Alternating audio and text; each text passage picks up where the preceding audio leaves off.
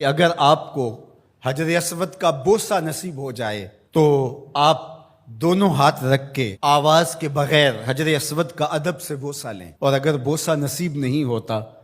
رش زیادہ ہے، تو حجر اسود پہ ہاتھ رکھ کے ان ہاتھوں کو چوم لیں، اور اگر یہ بھی ممکن نہیں ہے تو حجر اسود پہ چھڑی لگا کے اس چھڑی کے سرے کو چوم لیں، اور اگر یہ بھی ممکن نہیں، رش زیادہ ہے، تو دور سے ہی اپنی تلیاں سیدھی کریں حجر اسود کی جانب، اور جب رخ سیدھا ہو جائے، ایک وہمی گمانی تصوراتی نسبت پیدا ہوئی، اب حجر اسود کو آپ کی تلیوں نے چھوا نہیں بلکہ اس کا رخ حجر اسود کی طرف ہوا، ان تلیوں میں اتنی برکت آ گئی، اب ان تلیوں کو چوم لیں،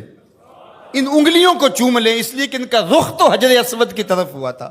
تو جس پتھر پر میرے حضور کے ہونٹ لگے، جس پتھر پر میرے حضور کے لب لگے، اس پتھر کو چومنا بھی عبادت قرار پایا، اور پھر اگر تمہیں چومنے کا موقع نہیں ملتا، ہاتھ لگا کے ان ہاتھوں کو چوم لو۔ اچھا ہاتھ بھی نہیں لگ پائے، چھڑی کو چوم لو، چھڑی بھی نہیں لگ پائی، دور سے اشارہ کر کے اس کی سیدھ میں، اور پھر ان ہاتھوں کو چوم لو کہ جس پتھر پر حضور کے لب لگے ہیں اس پتھر کی طرف ہمارے ہاتھ سیدھے ہوئے ہیں، اب ان ہاتھوں کو بھی چوما جائے گا۔ پھر جس گلے کو رسول اللہ نے چوما، کیسے ہمت پڑی کہ اس گلے کو کاٹ دیا جائے؟ نہیں، وہ فقط گردن حسین نہیں تھی، نہیں، وہ فقط گردن حسین نہیں تھی، رسول کے بوسے کاٹے ہیں تیرے خنجر نے، تم نے رسول کی بوسہ گاہ کاٹی ہے۔ مسح النبی جبینہ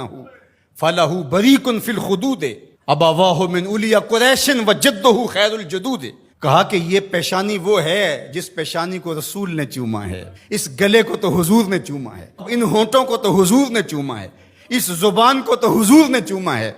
اللہ اکبر! یہ پورا بدن حضور کے کندھوں پہ کھیلتا رہا۔ ناز و نعم میں پلا ہوا حسین، آغوش پیمبر کا پالا ہوا حسین، فاطمہ کی گود میں کھیلنے والا حسین۔ اللہ اکبر! آج آپ ریاض الجنہ میں جاتے ہیں تو پہلے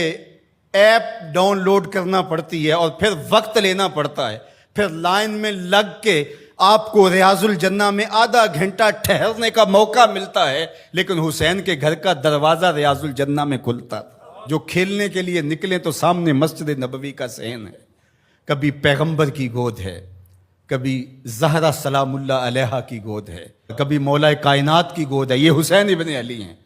حضور علیہ السلام گزرتے ہیں اور حضرت امام حسین رو رہے ہیں، تو آقا کریم نے فرمایا حسین کو چپ کرواؤ، اس کا رونا مجھے اذیت دیتا ہے۔ تو بتائیے کہ جب نیزوں پہ حسین ابن علی کو پرویا گیا تو